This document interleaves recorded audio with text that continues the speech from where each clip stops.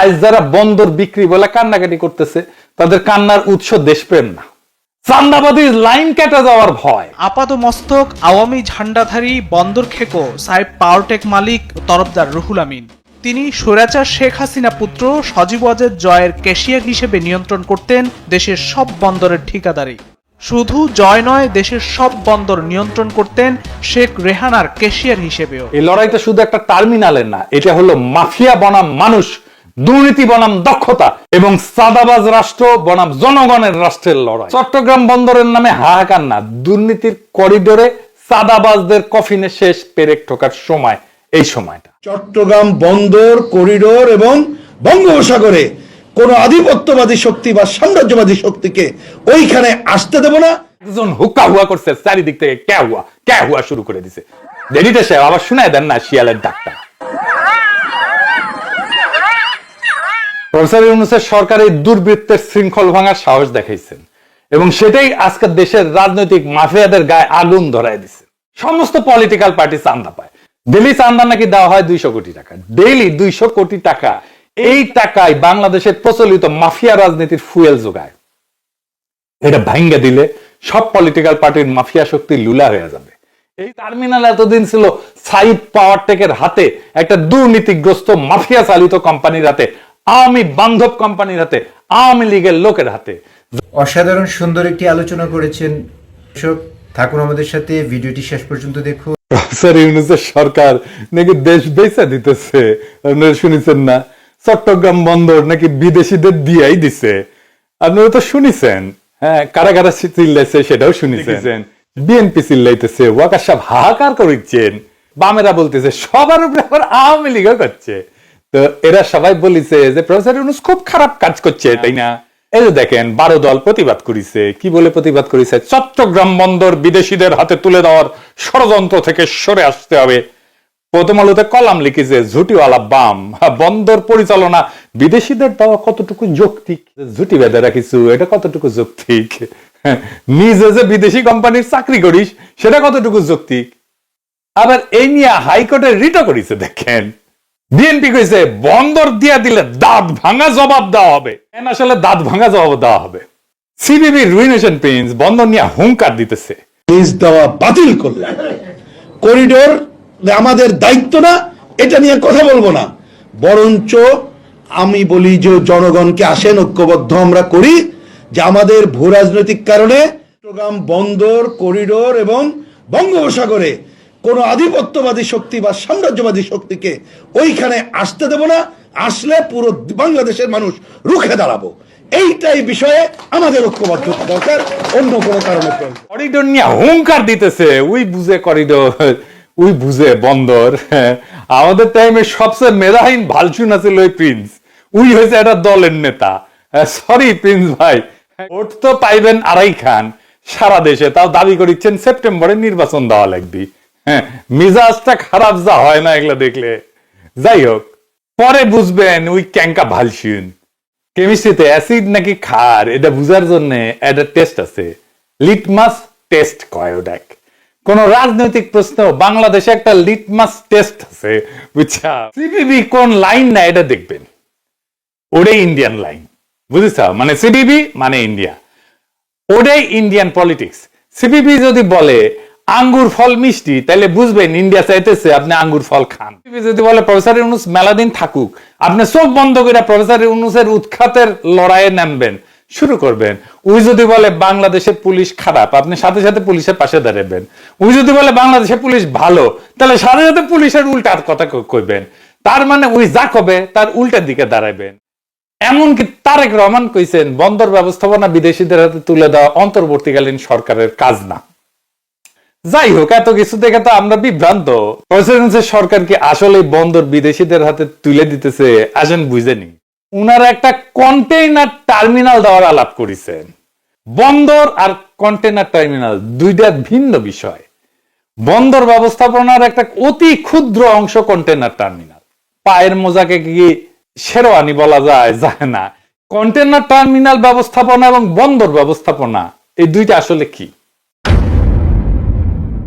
বন্দর container terminal সব সমার্থক শব্দ হিসেবে ব্যবহার করতেছে, এরা পাবলিককে বুঝাচ্ছে যে এই দুইটা আসলে এক, কিন্তু প্রকৃতপক্ষে এদের কার্যক্রম দায়িত্বের পরিসর সম্পূর্ণ আলাদা। বন্দর একটা বৃহত্তর জটিল ব্যবস্থা, সেখানে কন্টেনার টার্মিনাল হলো একটা ক্ষুদ্রাংশ, অতি ক্ষুদ্র অংশ। বন্দর ব্যবস্থাপনা আসলে কি? বন্দর হইলে একটা সামুদ্রিক বা নদী তীরবর্তী স্থাপনা। এখানে কি হয়? 1 নাম্বার, জাহাজ থেকে পণ্য ওঠানামা করে। 2 নাম্বার, এখানে সংরক্ষণ করা হয়। 3 নাম্বার, এখানে শুল্ক নিষ্পত্তি করা হয়। 4 নাম্বার, পরিবহন সংক্রান্ত সমস্ত কার্যক্রম পরিচালিত হয়। এর মধ্যে আছে নিরাপত্তা, এর মধ্যে আছে ড্রেজিং, মেলা কিছু। বন্দর ব্যবস্থাপনার মূল লক্ষ্য হইল সম্পূর্ণ বন্দরের সমন্বিত উন্নয়ন, নিরাপত্তা, পরিবেশগত ভারসাম্য এবং অর্থনৈতিক কার্যকারিতা নিশ্চিত করা।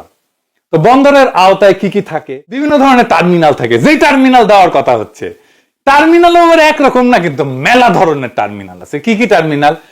1 নাম্বার কন্টেনার টার্মিনাল। এই কন্টেনার টার্মিনাল দেওয়ার আলাপটা হইতেছে। তো কন্টেনার টার্মিনালে কি হয়? যেখানে কন্টেনারে আনা পণ্য বা কন্টেনারে পাঠানো পণ্য ওঠানো নামানো হয়, এই যে এগুলোরে কন্টেনার বলে। কি কি আনা নেওয়া হয় এই কন্টেনারে আমরা পরে দেখব। এরপরে আছে bulk cargo terminal. Bulk cargo terminal 2 রকম হইতে পারে। ড্রাই বাল্ক মানে শুকনা, মানে যেটাতে কয়লা আসে, খাদ্যশস্য আসে, সার, এগুলো শুকনা পণ্য আসে। আর লিকুইড বাল্ক টার্মিনাল, যেখানে তেল, গ্যাস, রাসায়নিক পদার্থ, এই সমস্ত তরল পণ্য আসে।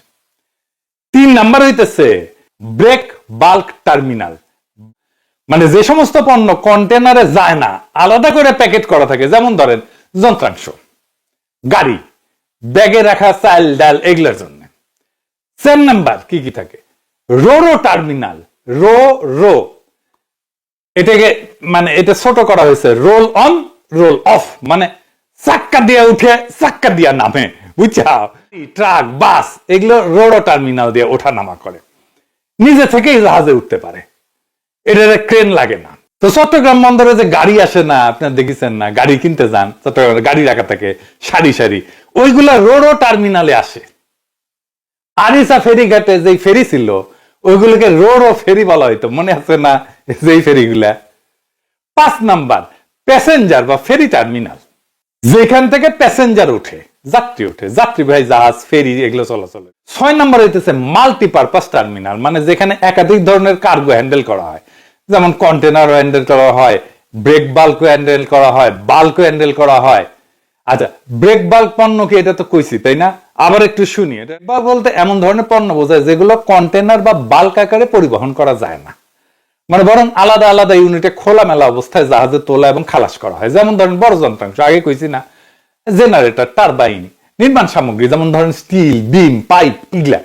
তারপরে ধরেন কাঠের গুঁড়িও আসে, ব্যারেল আসে, ব্যাগ বা বাক্সে থাকে এরকম মাল, এগুলোকে ব্রেক বাল্ক বলা হয়। বাল্ক এই শব্দটার একটা চমৎকার অর্থ আছে। বাল্ক মানে একত্রিত মালকে ভেঙ্গা ব্রেক করা আর কি। বাল্ক পণ্যকে ভেঙ্গা ব্রেক করা, সেজন্য ব্রেক বাল্ক। আলাদা আলাদা ইউনিট বহন করা লাগে। আগে সব পণ্যই কিন্তু এমন ভাবে আলাদা আলাদা ভাবে জাহাজে ওঠানো হইতো, ঝোলার মধ্যে তুইলে, একটা জালের মধ্যে তুইলে ওঠানো হইতো। বন্দরে একটা অংশ, ছোট্ট অংশ টার্মিনাল, সেই ছোট্ট অংশে 6 ধরনের টার্মিনাল থাকে, তার মধ্যে 1 ধরনের টার্মিনাল দেওয়ার চিন্তা, কথাবার্তা হইতেছে। এইটা হইতেছে কন্টেনার টার্মিনাল। তাই কন্টেনার টার্মিনাল দিয়ে কি কি পণ্য আনা নেওয়া হয়, যেটা জানা থাকাটা বিশেষভাবে জরুরি। তাহলে আপনি বুঝতে পারবেন যে বন্দর আর টার্মিনাল নিয়ে কোন সিদ্ধান্ত দেশের জন্য মঙ্গলজনক, আপনি নিজেই সিদ্ধান্ত নিতে পারবেন। মোড়ানো পণ্য ওঠানামা করে, যা জাহাজে বা ট্রেনে বা ট্রাকে সহজে স্থানান্তর করা যায়। কন্টেনার শুদ্ধে চলে যায় কিন্তু এক জায়গা থেকে আরেক জায়গায়। যেমন কি কি থাকে? যেমন ইলেকট্রনিক্স, মোবাইল, টিভি, গৃহস্থালী যন্ত্রপাতি, শিল্প যন্ত্রপাতি, কার, যন্ত্রাংশ, ইন্ডাস্ট্রিয়াল মেশিন, প্রক্রিয়াজাত খাদ্য, প্যাকেটজাত খাবার, বোতলজাত পানীয়, রপ্তানিমুখী গার্মেন্টস, তারপরে শিল্প ব্যবহৃত যেগুলো নিরাপদ রাসায়নিক, যেটা লিকুইড কার্গোতে দেওয়ার দরকার নাই, কাঁচামাল, যেমন স্টিল, প্লাস্টিকের গুঁড়া, টেক্সটাইলের রোল, তারপরে হিমায়িত পণ্য, মানে যেগুলো ফ্রিজে করে আসে, শীতল কন্টেনারে যেমন মাছ আসে, মাংস আসে, ফল আসে, তারপরে ভ্যাকসিন আসে, ওষুধ আসে, ওষুধের কাঁচামাল আসে। এই ধরনের নিয়ন্ত্রিত তাপমাত্রায় রাখতে হয় এরকম কিছু জিনিস এই কন্টেনার টার্মিনাল দিয়ে আসে। এই নিয়ন্ত্রিত তাপমাত্রায় থাকা পণ্য দ্রুত খালাস করতে হয়, কারণ এখানে পণ্য দ্রুত খালাস না করলে এটা পচে যাবে, খুব ক্রুশিয়াল এটা। কন্টেনার টার্মিনাল হলো বন্দরের একটা বিশেষায়িত অংশ, যেখানে শুধুমাত্র এই যে স্ট্যান্ডার্ডাইজ কন্টেনার, এটা বললাম, এটা ওঠানামা, সংরক্ষণ এবং বিতরণের কাজ হয়। 3টা কাজ হয় মাত্র, ওঠানামা, সংরক্ষণ এবং বিতরণ। এর মূল লক্ষ্য হলো দ্রুত দক্ষতার সাথে কন্টেনার হ্যান্ডলিং করা, নামানো উঠানো, নামানো উঠানো, চালান করে দেওয়া। এর প্রধান কাজগুলো কি? জাহাজ থেকে কন্টেনার খালাস এবং তোলার ব্যবস্থা, ট্রেনের অপারেশন। 2 নাম্বার, কন্টেনার ইয়ার্ডে স্ট্যাকিং বা ট্রাকে লোড করা। 3 নাম্বার, ডিজিটাল ট্র্যাকিং সিস্টেম, যেমন টার্মিনালের অপারেটিং সিস্টেম, কোনটা আসলো, কোনটা ঢুকলো, কোনটা আমি নামাইলাম, কোনটা পাঠাই দিলাম, এই সমস্ত। 4 নাম্বার হচ্ছে শিপিং কোম্পানির সাথে সময়সূচি সমন্বয় করা। এই মাত্র কয়েকটা কাজ, বুঝছেন? এতে কিন্তু কন্টেনার টার্মিনালটি খুব জরুরি বিষয় একটা অর্জন করতে হয়। কি সেটা? কন্টেনার টার্মিনালে দ্রুত লজিস্টিক্স এর একটা বিশেষ গুরুত্ব আছে। দ্রুত লজিস্টিক্স কি? এটা অন্যান্য টার্মিনাল থেকে আলাদা। এর কারণগুলো হইতেছে, দ্রুত লজিস্টিক্স মানে তাড়াতাড়ি করে বের করতে হবে এটা জিনিস। কেন এটা গুরুত্বপূর্ণ? কারণ এটা গ্লোবাল সাপ্লাই চেইনের কেন্দ্রবিন্দু, এই কন্টেনার টার্মিনাল। আন্তর্জাতিক বাণিজ্যের মূল হাব এটা। এখানে shipping line, multinational company, railway, tracking সার্ভিসের সমন্বয়ে একটা জটিল নেটওয়ার্ক কাজ করে। যেমন ধরেন, বাংলাদেশের চট্টগ্রাম বন্দর থেকে ইউরোপের একটা কারখানায় কাঁচামাল পৌঁছাইতে সমুদ্র তো লাগবেই, রেল লাগবে, ট্রাক লাগবে, সব মোডে দ্রুত স্থানান্তর জরুরি। সামান্য বিলম্বে পুরো প্রোডাকশন লাইন থেমে যেতে পারে। এখানে বড় বড় জাহাজ আসে এবং এখানে অপারেশনাল খরচ আছে। আধুনিক কন্টেনার জাহাজগুলা অনেক বড়, এইটাকে 20,000 কন্টেনার ইউনিট বলা। 20,000 জাহাজগুলা 20,000 কন্টেনার ইউনিট, মানে 20,000 কন্টেনার একটা জাহাজে থাকে। তার মানে বিশাল জাহাজ, এই ধরনের জাহাজ যদি দাঁড়ায়ও থাকে, তাহলে ঘন্টা প্রতি 10,000 থেকে 15,000 ইউএস ডলার খরচা হয়। একদিন যদি দেরি হয় মাল লোড করতে, তাহলে 2,40,000 ডলার বেশি টাকা গুনতে হবে। এইটা পুরা চার্জ গিয়ে কোথায় পড়বে বলেন? কোথায় পড়বে? আমার উপরে। কারণ যে পণ্য আনা হইতেছে সেই পণ্য বেচেই তো টাকাটা তোলা হবে, তাই না? তো এইটা তো কেউ নিজের পকেট থেকে দিয়ে দিবে না। এখন ভাবেন তো, যদি 2 দিন দেরি হয় মাল আনলোড করতে, তাহলে কত হবে চিন্তা করেন। শুধু কি আমদানি, রপ্তানির সময় যদি লোড করতে সময় লাগে, তাহলে তো রপ্তানিতে লাভের গুড় পিঁপড়ে খেয়ে নেবে। জাহাজ দাঁড়ায় থাকবে, টাকা গুনতে হবে আমাদের গার্মেন্টস এর মালিকদেরকে। তাহলে করণীয়টা কি?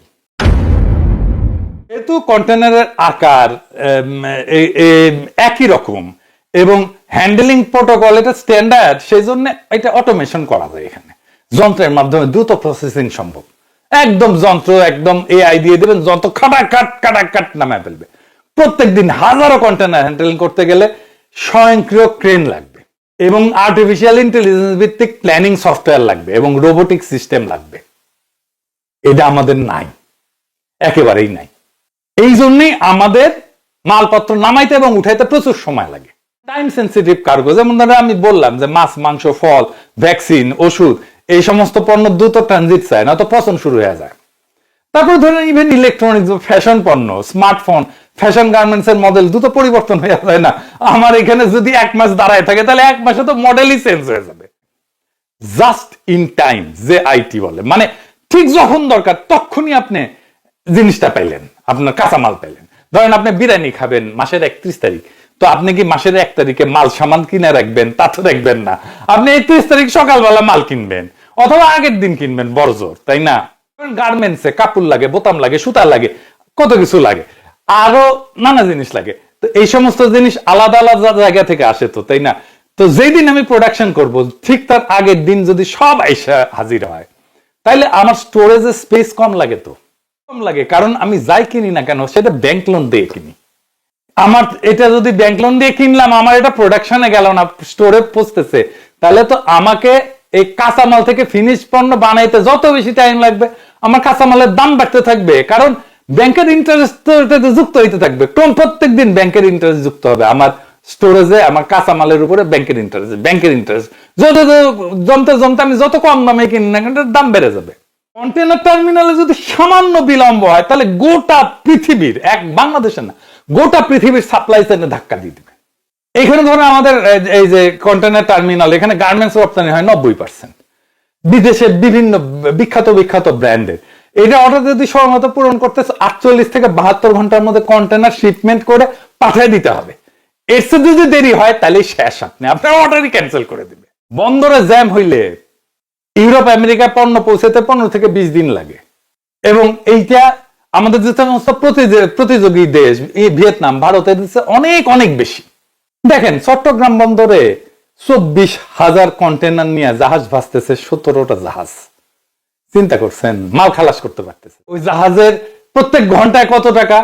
10,000 থেকে $15,000 খরচা, এক্সট্রা খরচা।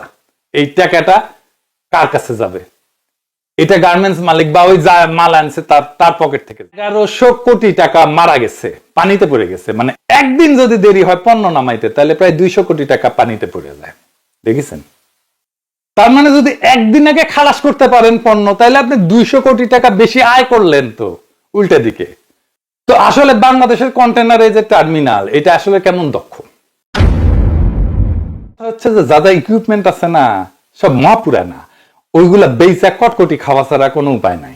এগুলাকে বিজনেসের ভাষায় বলে ফুললি ডেপ্রিসিয়েটেড। মানে ধরেন আপনি একটা শার্ট কিনলেন, কয়দিন পরবেন, কয়দিন টিকবে সেই শার্ট, সেটার উপরে, তাই না? ধরেন 1 বছর 2 বছর, ধরেন 10 বছরই টিকলো, তাই না? যেটাই হোক, এটা হইতেছে সেই শার্টের আয়ু। এই আয়ুর কাল পার হয়ে গেলে তারে বলে ফুললি ডেপ্রিসিয়েটেড, মানে এটা কটকটি খাওয়ার যোগ্য। এটা নিয়ে আর কাজ করা উচিত না। আমাদের যা যা ইকুইপমেন্ট প্রত্যেকটা ফুললি ডেপ্রিসিয়েটেড, প্রত্যেকটা কটকটি খাওয়ার যোগ্য। এটা পার হয়ে গেছে আয়ু। এইরকম ইকুইপমেন্ট দিয়ে চলতেছে নিউ মেরিন কন্টেনার টার্মিনাল। সারা দুনিয়ায় 405টা বন্দর আছে। বাংলাদেশের অবস্থান কত জানেন? 337তম। এই যে মা আমিনা লাড্ডু গুড্ডু হয়েছে ওইরকম আর কি। তাই অদক্ষ টার্মিনালে জাহাজ ভিড়ে না।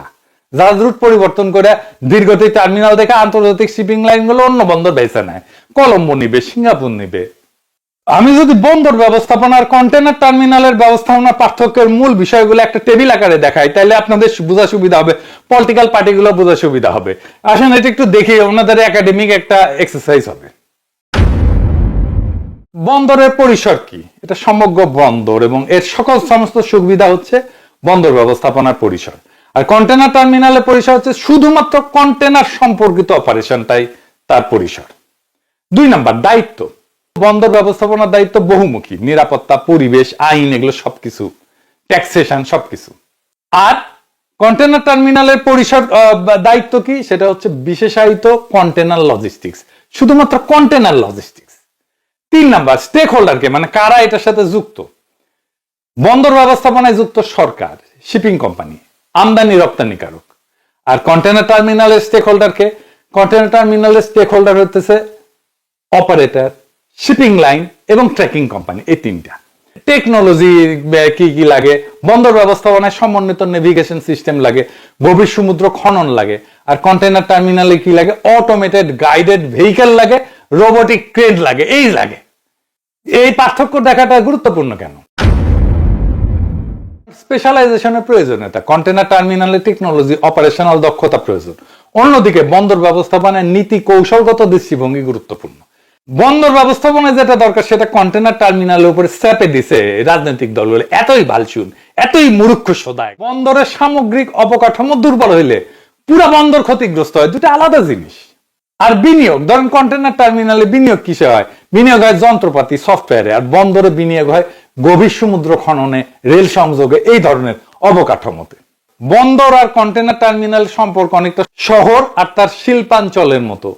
ব্যবস্থাপনা হলো বৃহত্তর পরিকল্পনা, আর কন্টেনার টার্মিনাল হলো সে পরিকল্পনার অধীনে একটা উচ্চ বিশেষায়িত ইউনিট।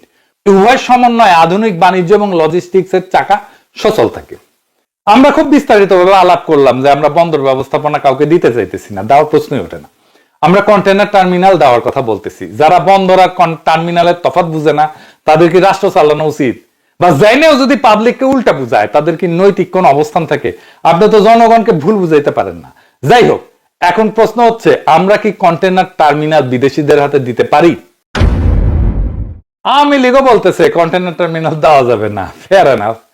তো তার আমলে, মানে গত হাসিনার অবৈধ সরকারের আমলে পতেঙ্গা কন্টেনার টার্মিনাল, সৌদি আরবের রেড সি গেটওয়ে টার্মিনাল বা RSGT কে দেওয়া হয়েছিল।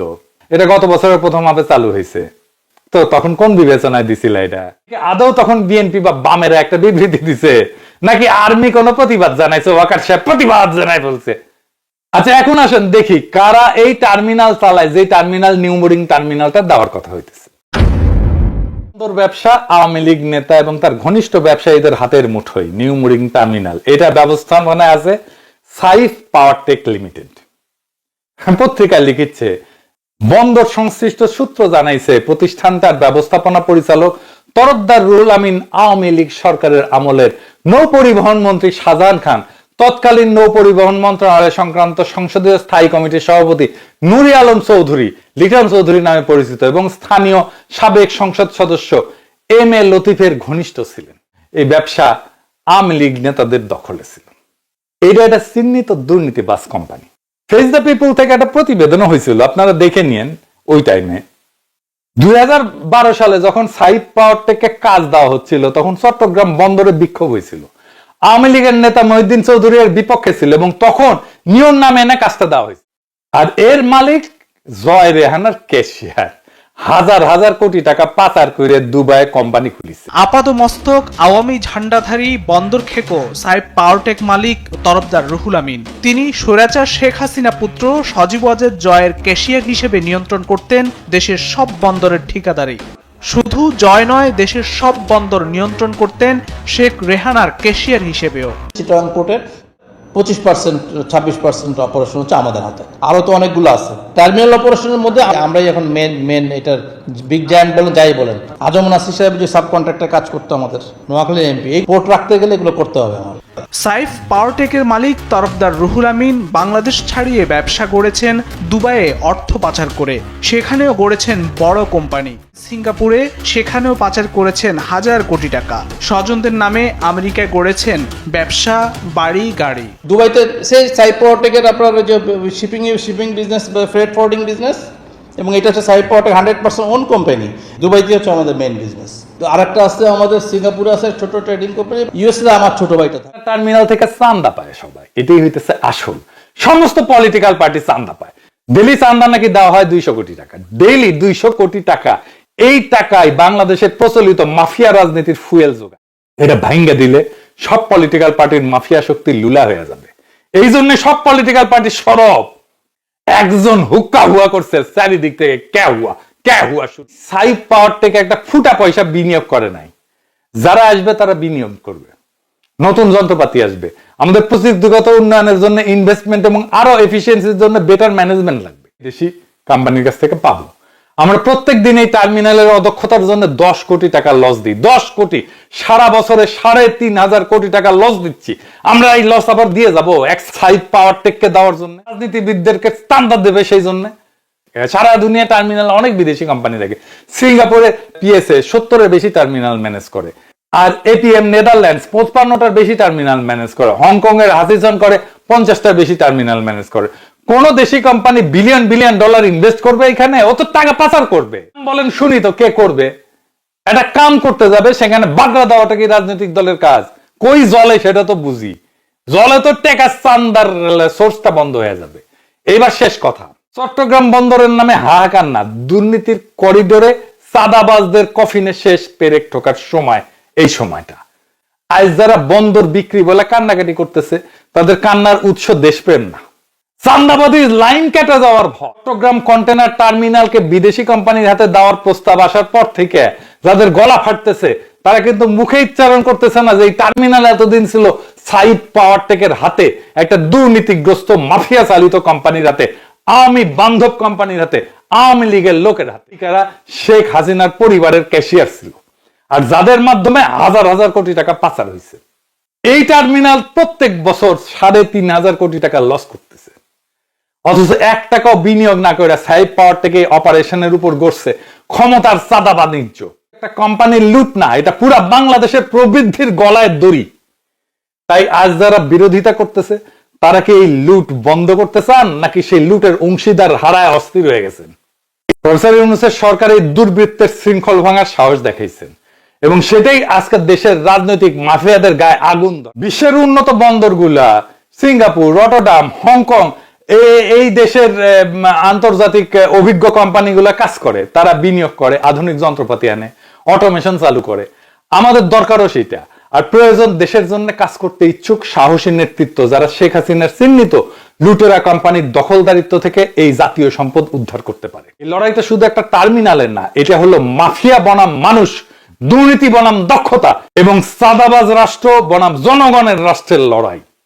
এই লড়াইয়ে আপনি কোথায় দাঁড়াবেন, এটা এই সময়ের সবচেয়ে গুরুত্বপূর্ণ প্রশ্ন। এই প্রশ্নের ফয়সালা আপনিই নিজে করতে পারবেন। এখন আপনার সব তথ্য আছে, সব জানলেন, সবকিছু ফাঁস করে দেওয়া হলো। আপনি এবার সিদ্ধান্ত নেন আপনি কোন পক্ষে। ইনকিলাব জিন্দাবাদ।